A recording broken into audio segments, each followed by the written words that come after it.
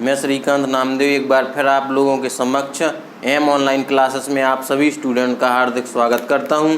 आज का जो अपना नया टॉपिक जो है होगा वो होगा हीट या ऊष्मा। ऊष्मा किसे कहते हैं, हीट के बारे में चर्चा करेंगे और इसके बारे में समझेंगे कि ऊष्मा है क्या।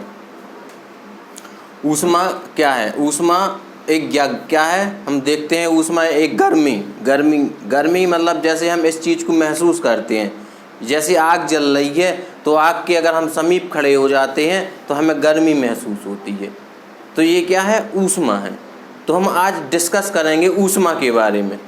ऊष्मा क्या है देखते हैं। ऊष्मा एक प्रकार, डेफिनेशन देखते हैं इसकी।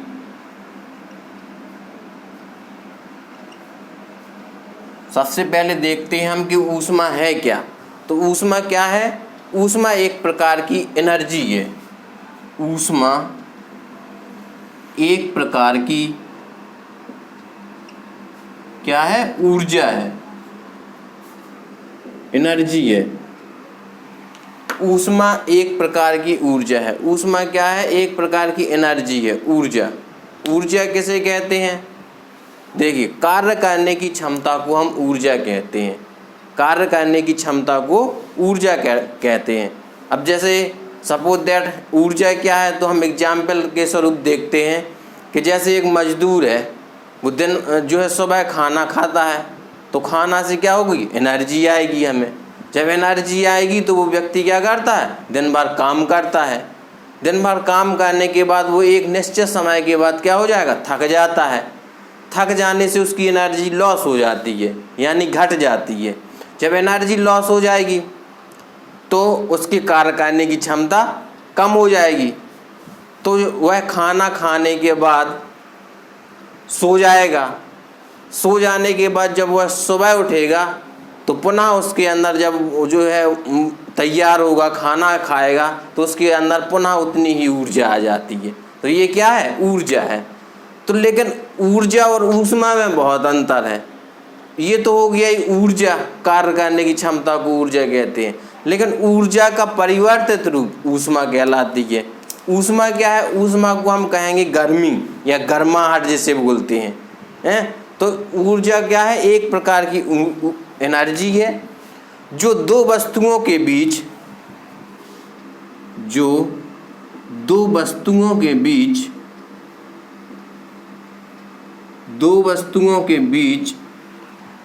वस्तुओं के बीच उनके तापांतर के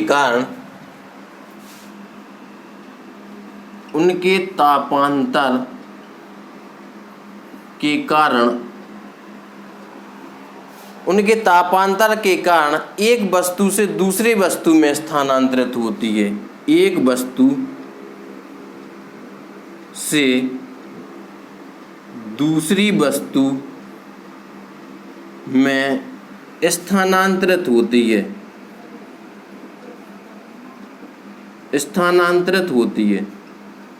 देखिए क्या है कि ऊष्मा एक वस्तु से दूसरी वस्तु में क्या होती है? स्थानांतरित होती है। इसका क्या होता है कि जैसे दो वस्तुएं अगर पास पास रखी जाएं, यानी दो वस्तुएं अगर हम नज़दीक रख लें, समीप रख लें, तो अधिक गर्म वस्तु से ऊष्मा का स्थानांतरण कम गर्म वस्तु की ओर जब तक होता रहता है जब तक कि दोनों वस्तुओं के टेम्परेचर समान ना हो जाएं। तो क्या होता? अधिक गर्म वस्तु से कम गर्म वाली वस्तु की ओर ऊष्मा का स्थानांतरण होता रहता है। तो ये क्या है? जो दो वस्तुओं के बीच उनके तापांतर के कारण एक वस्तु से दूसरी वस्तु में स्थानांतरित होती है, यानी अधिक गर्म वाली वस्तु से कम गर्म वाली वस्तु की ओर ऊष्मा का स्थानांतरण जब तक होता रहता है जब तक कि जो है उन दोनों के टेम्परेचर इक्वल ना हो जाएं, समान ना हो जाएं। तो ये क्या कहलाएगी? ऊष्मा कहलाती है। स्थानांतरण के समय ही ऊर्जा ऊष्मा में परिवर्तित हो जाती है। स्थानांतरण के समय ही ऊर्जा ऊष्मा में रूपांतरित हो जाती है। ऊष्मा में रूपांतरित हो जाती है। ये है, ये क्या कहलाएगी? ऊष्मा। यानी जब एक वस्तु से दूसरी वस्तु में स्थानांतरित होती है ऊष्मा, तो उस समय ही जो है एनर्जी काय में चेंज हो जाती है, ऊष्मा में परिवर्तित हो जाती है। इसे हम क्या कहेंगे? ऊष्मा कहलाएगी। समझ में आ गया होगा सभी स्टूडेंट्स को। यानी ऊष्मा क्या है? ऊष्मा एक प्रकार की गर्मी है जिसे हम महसूस कर सकते हैं, तो ये हमें जो है ऊष्मा कहलाएगी। देखते हैं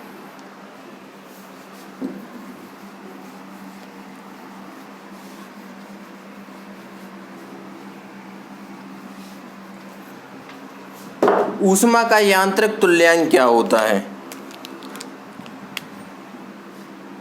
ऊष्मा का यांत्रिक तुल्यांक बहुत मोस्ट है, ये परीक्षा की दृष्टि से बहुत ही महत्वपूर्ण है। ऊष्मा का यांत्रिक तुल्यांक क्या है और इसका फॉर्मूला क्या होता है, इसकी वैल्यू क्या होती है, बड़े आसानी से और हम समझेंगे।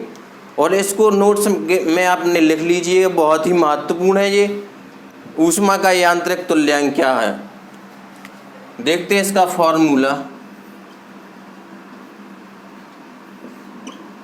ऊष्मा का यांत्रिक तुल्यांक क्या है, इसके लिए फॉर्मूला हम देखते, W/Q बराबर J। बहुत ही महत्वपूर्ण है ये, W/Q बराबर J।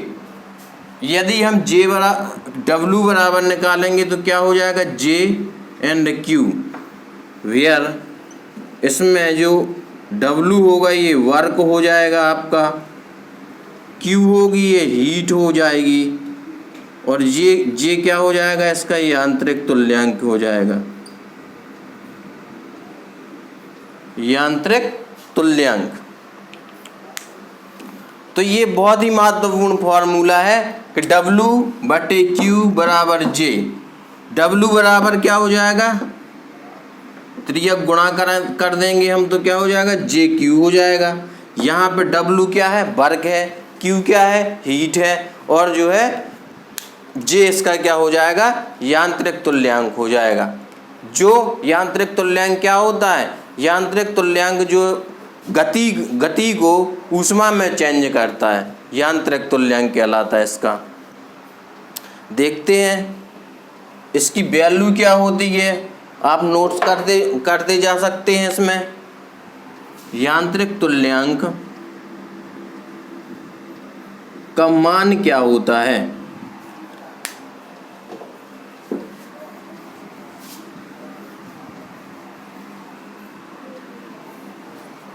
यांत्रिक तुल्यांक J की जो वैल्यू होती है वो बिल्कुल निश्चित होती है, आप लोगों को याद होना चाहिए, बहुत बार एग्जाम में पूछी भी गई है और आपकी एग्जाम की दृष्टि से भी महत्वपूर्ण है।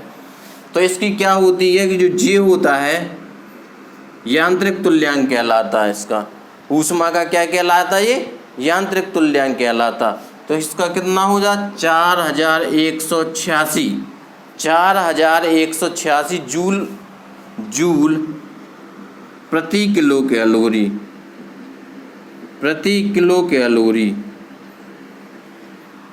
ऊष्मा का जो यांत्रिक तुल्यांक होता है वो कितना होता है, ये होता है 4186 जूल प्रति किलो कैलोरी।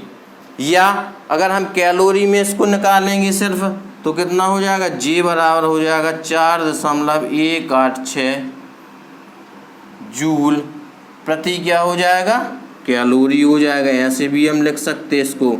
अगर किलो कैलोरी में है तो 4186 हो जाएगा, और यदि कैलोरी बस में निकालते तो 4.186 जूल प्रति कैलोरी हो जाएगा इसका।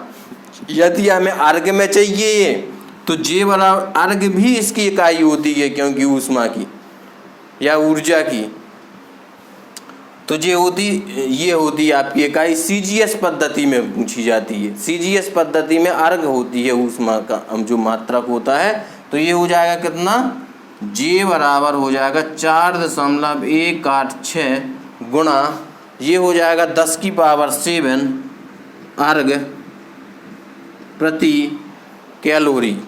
ये क्या हो जाएगा, अर्घ प्रति कैलोरी में हो जाएगा। तो इसको 3 तरीके से हम निकाल सकते हैं। ऊष्मा का यांत्रिक तुल्यांक। फर्स्ट जो आपका होगा वो क्या होगा, J बराबर 4186 जूल प्रति किलो कैलोरी। दूसरा हो जाएगा 4.186 जूल प्रति कैलोरी। तीसरा हो जाएगा 4.186 गुणा 10⁻7 अर्ग प्रति कैलोरी। ये हो जाएगा 4186 जूल प्रति कैलोरी, 4.186 जूल प्रति किलो कैलोरी और J बराबर 4.186 गुणा 10⁻7 अर्ग प्रति कैलोरी। तो ये 3 वैल्यू आपको प्राप्त हुई किसकी, ऊष्मा की यांत्रिक तुल्यांक की। तो ऊष्मा का यांत्रिक तुल्यांक ये वैल्यू बहुत महत्वपूर्ण है और बहुत ही महत्वपूर्ण है। आप लोग नोट्स में इसको लिख लीजिएगा, एग्जाम में बहुत बार पूछी जा चुकी हैं और पूछी जाती हैं, इसमें कोई दो राय नहीं है। अब हम देखते हैं कि ऊष्मा की मात्रा क्या होती है, यूनिट ऑफ हीट। ऊष्मा के मात्रक कौन कौन से होते हैं।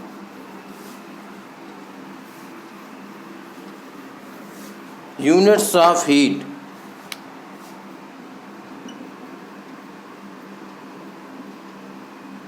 ऊष्मा की इकाइयां क्या हैं या ऊष्मा के मात्रक क्या हैं। ऊष्मा के मात्रक कौन कौन से होते हैं, तो सबसे पहले क्या होता, 2 पद्धतियों में मैं आपको बताऊंगा, यही पूछे जाते हैं दोनों पद्धतियों में। SI पद्धति में इसका मात्रक क्या होता है और CGS पद्धति में इसका मात्रक क्या होता है। तो SI पद्धति में ऊष्मा का मात्रक क्या हो जाएगा, फर्स्ट लिखेंगे हम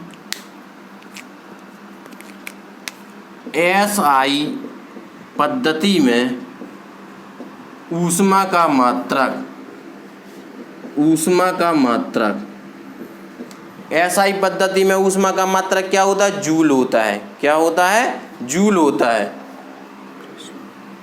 क्या होता है, जूल। SI पद्धति में ऊष्मा का मात्रक क्या होता है, जूल। एक क्या थे, साइंटिस्ट थे जिनने जो है ऊर्जा या ऊष्मा के मात्रक किए और उन पर अध्ययन करने के बाद उनके नाम रखे। इसका फुल फॉर्म जो है, जूल जो वैज्ञानिक थे इनका पूरा नाम क्या है ये आप लोगों को नहीं होगा मालूम। मैं बता रहा हूँ आप लोगों को, बहुत ही महत्वपूर्ण है। James Prescott joule, James Prescott joule. ये जो है जूल जो साइंटिस्ट थे हमारे अंग्रेज वैज्ञानिक थे, तो इनका फुल फॉर्म क्या था, जेम्स प्रेस्कॉट जूल। लिख लीजिए आप लोग, जेम्स प्रेस्कॉट जूल। SI मात्रक है ये ऊष्मा का, और जो है जूल जो वैज्ञानिक हुए उनका पूरा नाम क्या है, जेम्स प्रेस्कॉट जूल। आप लोग लिख लीजिएगा, बहुत ही महत्वपूर्ण है। जेम्स प्रेस्कॉट जूल जो है, जूल जो साइंटिस्ट थे उनका ये पूरा नाम है। और इसका देखते हैं हम, ऊष्मा का CGS पद्धति में मात्रक क्या होता है ये आप लोगों को मालूम होगा। ऊष्मा का CGS पद्धति में मात्रक, ऊष्मा का CGS पद्धति में मात्रक क्या होता है, तो ऊष्मा का CGS पद्धति में मात्रक क्या होता है, कैलोरी होता है। क्या होता है, कैलोरी। बहुत महत्वपूर्ण है, आप लोग लिख लीजिएगा, और ये बहुत आते हैं जो है एग्जाम की दृष्टि से बहुत ही महत्वपूर्ण है। तो ऊष्मा के जो है मात्रक कौन कौन से होते हैं, SI पद्धति में यानी अंतर्राष्ट्रीय पद्धति में जो है ऊष्मा का मात्रक क्या होता है, जूल होता है। और ऊष्मा का CGS पद्धति में मात्रक क्या होता है, कैलोरी होता है। ऊष्मा का CGS पद्धति में मात्रक क्या होता है, कैलोरी होता है। विभिन्न मात्रकों में संबंध देखते हैं हम।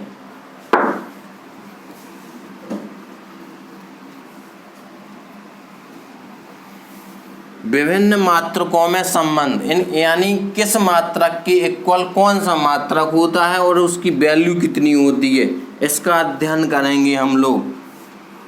आज का टॉपिक बहुत ही महत्वपूर्ण है, हीट के बारे में जो है डिस्कस करते हैं।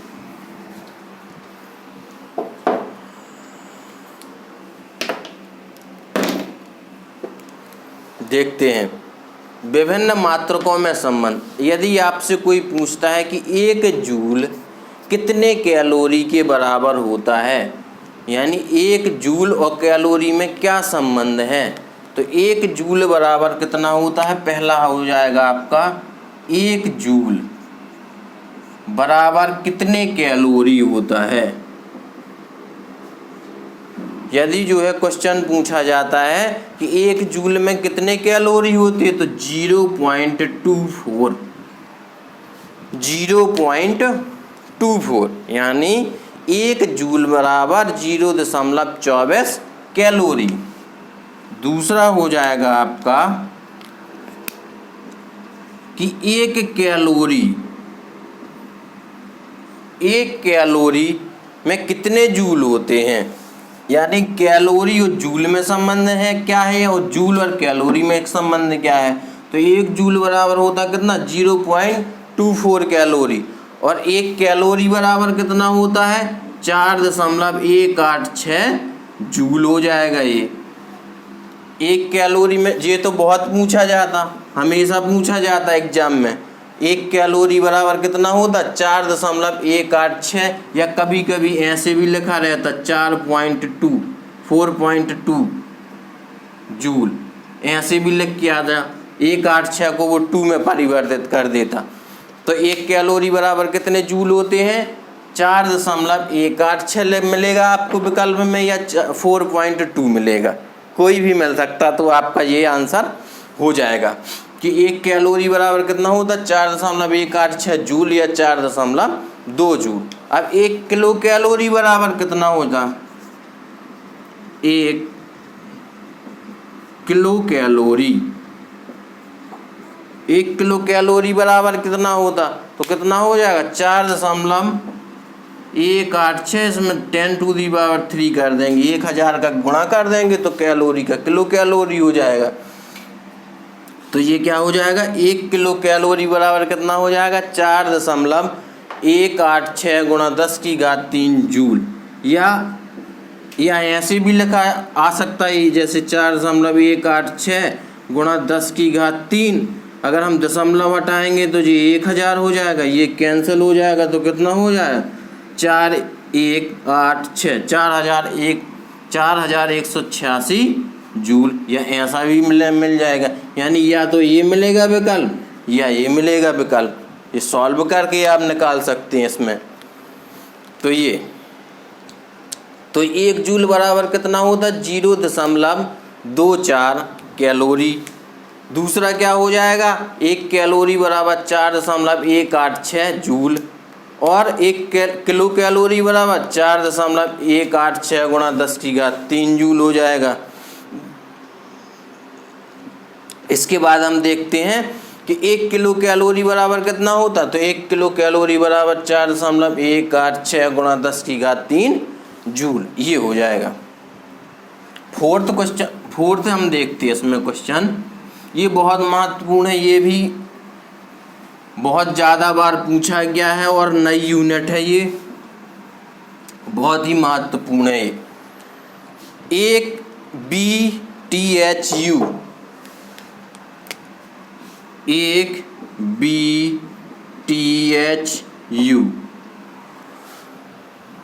में कितने कैलोरी होते हैं। सबसे पहले तो इस यूनिट का फुल फॉर्म याद होना बहुत ज़रूरी है। विट्रेस थर्मल यूनिट, ये कहलाता विट्रेस थर्मल यूनिट, विट्रेस थर्मल यूनिट BTHU। यदि ऐसा कहीं लिखा मिलता है आप लोगों को कि एक BTHU जो ऊष्मा की ही यूनिट है ये, और बहुत बार पूछी गई है और पूछी भी जाती है, में कितने कैलोरी होते हैं। विट्रेस थर्मल यूनिट, विट्रेस खास शासन काल में ये बनाई गई थी, इसलिए इसका फुल फॉर्म हो गया विट्रेस थर्मल यूनिट। में कितने कैलोरी होते हैं, तो 252 कैलोरी। एक विट्रेस थर्मल यूनिट में कितने कैलोरी होते हैं, तो 252 कैलोरी होते हैं। कंपटीशन एग्जाम हेतु बहुत ही महत्वपूर्ण है ये। और पूछा भी जाता है, ये बहुत ही महत्वपूर्ण यूनिट है। एक विट्रस थर्मल यूनिट बराबर कितने कैलोरी होते हैं? तो 252 कैलोरी होते हैं। ये बहुत ज़रूरी है, आप लोगों को याद रखना। अब थर्मल यूनिट क्या है? ये 1 पौंड जल का ताप 1 डिग्री फ़ारेनहाइट बढ़ाने के लिए आवश्यक ऊष्मा की मात्रा विट्रस थर्मल यूनिट कहलाती है। यदि आपसे पूछा जाए कि विट्रस थर्मल यूनिट की परिभाषा क्या है या होता क्या है ये, तो 1 पौंड जल का टेम्परेचर 1 डिग्री फ़ारेनहाइट बढ़ाने के लिए आवश्यक ऊष्मा की मात्रा को हम क्या कहते हैं? विट्रस थर्मल यूनिट कहते हैं। इसमें कितने कैलोरी होती है, यानी इसकी वैल्यू कितनी होती है? तो 252 कैलोरी होती है। एक विट्रस थर्मल यूनिट में कितने कैलोरी होते हैं? 252 कैलोरी होती हैं। ये ऊष्मा का टॉपिक रहा और बहुत ही जो है महत्वपूर्ण है। CTET, UP TET, SSC, UP police व्यापक परीक्षाओं के लिए ये हीट बहुत ही महत्वपूर्ण टॉपिक है और इसका डिस्कस करना बहुत ही आवश्यक है। और सबसे पहले तो हीट को जानना ही बहुत ही महत्वपूर्ण है ये कि है क्या। अब इससे संबंधित हम कुछ सम इम्पोर्टेंट क्वेश्चन लेके आ रहा हूँ मैं अभी, देखते हैं। देखिए आप लोगों के समक्ष कुछ मैं सम इम्पोर्टेंट क्वेश्चन लेकर आया हूँ और इसको आप लोग नोट्स के जरिए लिख सकते हैं। परीक्षाओं की दृष्टि से महत्वपूर्ण है क्वेश्चन। देखिए, यदि हमारे पढ़ाने का तरीका समस्त स्टूडेंट्स को अच्छे तरीके से समझ में आ रहा है तो कृपया करके हमारे चैनल को सब्सक्राइब करें, लाइक करें और शेयर ज़रूर करें तथा बेल आइकन का बटन दबाएं। ये आप लोग कमेंट के ज़रिए जो भी समस्याएं हैं अपनी रख सकते हैं हम लोगों के सामने। यदि कोई समस्या आती है तो आप निसंकोच बताइएगा, आपकी समस्याओं का समाधान तथा निवारण किया जाएगा। देखते हैं हम, पहला क्वेश्चन है, ऊष्मा संचरण की विधियां क्या हैं? बहुत ही महत्वपूर्ण क्वेश्चन है। ऊष्मा संचरण की विधियां क्या हैं? तो ऊष्मा संचरण की 3 विधियां होती हैं। कौन कौन सी? चालन, संवहन और विकिरण। चालन, संवहन और विकिरण। ऊष्मा संचरण की कौन कौन सी, यदि कोई आपसे पूछता है कि ऊष्मा संचरण की विधियां कौन कौन सी हैं, तो चालन है, संवहन है, विकिरण है। जैसे क्वेश्चन पूछा जाएगा तो कोई एक विधि दे देगा, वो जैसे चालन दे दिया, और अन्य विधियां कोई भी दे देगा तो उसमें आपका चालन सही हो जाएगा। यदि संवहन आता है तो संवहन में आप टिक लगाइए, यदि विकिरण लिखा है उसमें तो विकिरण, यानी 3 में से कोई एक देगा वो आपको। ये अगला क्वेश्चन है, किस वैज्ञानिक ने सर्वप्रथम बर्फ के 2 टुकड़ों को आपस में घिसकर पिघला दिया था? सर्वप्रथम यानी 2 बर्फ के टुकड़े लिए, उसने आपस में घर्षण कराया, घर्षण करने से उसमें क्या हुई? ऊष्मा उत्पन्न हुई। तो ये किस वैज्ञानिक ने ऐसा परीक्षण दिया था, या किस वैज्ञानिक ने इसका जो है समाधान किया था, या जो है किसने जो है इसको बताया था और इसका प्रैक्टिकल किया था? तो जब उसने प्रैक्टिकल किया तब उसने जो है देखा कि इससे तो एनर्जी, यानी बर्फ के 2 टुकड़े उसने आपस में बहुत तेज़ी से घर्षण कराया। घर्षण कराने के बाद उसने देखा कि जो है वे टुकड़े कैसे गर्म हो गए और उससे हीट निकलने लगी। तो इस किसने किया था? डेवी ने। किस वैज्ञानिक ने? डेवी ने। वैज्ञानिक का नाम क्या था? डेवी। तीसरा क्वेश्चन है, ऊष्मा के संचरण की किस विधि में पदार्थ के अणु एक स्थान से दूसरे स्थान तक स्वयं नहीं जाते हैं? यानी ऊष्मा संचरण की जो 3 विधियां हैं, चालन, संवहन और विकिरण, तो इसमें ऊष्मा के संचरण की किस विधि में पदार्थ के अणु एक स्थान से दूसरे स्थान तक स्वयं नहीं जाते हैं? तो वो कौन सी जो है विधि है? चालन। कौन सी है? चालन विधि। ऊष्मा के संचरण की ऐसी कौन सी विधि है? चालन विधि है ये। चौथा क्वेश्चन देखते हैं, द्रवों तथा गैसों में ऊष्मा का स्थानांतरण किस विधि द्वारा होता है? जो लिक्विड एंड गैसेस है, लिक्विड और गैसेस में क्या होता है? ऊष्मा का स्थानांतरण किस विधि द्वारा होता है? संवहन विधि। कौन सी विधि होगी वो? संवहन विधि। ऊष्मा संचरण की कौन सी विधि होगी? संवहन विधि है।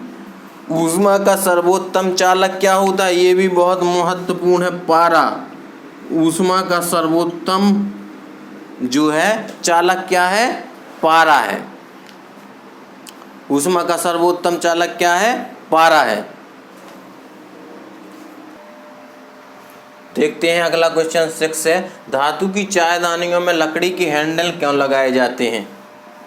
धातु की चायदानियों में लकड़ी के हैंडल क्यों लगाए जाते हैं? क्यों? क्योंकि जब धातु होगी तो अगर उसमें गर्म हम चाय रखेंगे तो वो गर्म हो जाएगी, और लकड़ी के हत्था लगा देंगे तो हम क्या है कि हम जलेंगे नहीं। क्यों? क्योंकि लकड़ी क्या होती? ऊष्मा की कुचालक होती है। क्योंकि लकड़ी ऊष्मा की कुचालक होती है। अगला देखते हैं 7, पानी का घनत्व किस ताप पर अधिकतम होता है? तो 4 डिग्री सेंटीग्रेड। कितने ताप पर होता? 4 डिग्री सेंटीग्रेड पर जो है क्या होता है? अधिकतम होता है। अगला क्वेश्चन देखते हैं, लोलक घड़ियां गर्मियों में सुस्त क्यों हो जाती? महत्वपूर्ण क्वेश्चन है। लोलक घड़ियां गर्मियों में सुस्त क्यों हो जाती हैं? क्योंकि लोलक की लंबाई क्या हो जाती है? जो पेंडुलम होता है गर्मियों में क्या हो जाता है? बढ़ जाता है। और गर्मियों में जब उसकी लंबाई बढ़ जाएगी तो दोलन में लगा हुआ समय भी बढ़ जाता है। तो लोलक की लंबाई क्या हो जाती है? लोलक की लंबाई यानी जो घड़ियों में पेंडुलम लगा होता है उसकी लंबाई बढ़ जाती है। जब लोलक की लंबाई बढ़ जाती है तो उसका समय भी क्या होता है? जिससे समय भी बढ़ जाता है। समय भी बढ़ जाता है। अगला है, कमरे में रखे हुए रेफ्रिजरेटर के दरवाजे खुले छोड़ दिए जाएं तो क्या होगा? यानी हम यदि एक बंद कमरे में फ्रिज को रख देंगे और उसके दोनों दरवाजे खोल देंगे तो क्या होगा? उसका कमरा धीरे धीरे गर्म हो जाएगा। कमरा धीरे धीरे गर्म हो जाएगा। कमरा क्या होगा? धीरे धीरे गर्म हो जाएगा। अगला देखते हैं, लास्ट क्वेश्चन देखते हैं, एक टेबल पंखे को बंद कमरे में चला देने पर कमरे की हवा में क्या परिवर्तन होगा? यानी एक जो है टेबल पंखे को बंद कमरे में चला दें तो क्या होगा? उसकी हवा में क्या परिवर्तन होगा? हवा और ही ज़्यादा गर्म हो जाएगी। गर्म हो जाएगी। चलाने पर हवा में क्या परिवर्तन होगा? क्या हो जाएगा? गर्म हो जाएगी। गर्म हो जाएगी। ये इसका आंसर हो जाएगा। आप लोग पढ़िएगा, उसमें जो कोई अगर समस्या आती है तो जो है आप कमेंट के जरिए बताइएगा। थैंक यू, धन्यवाद।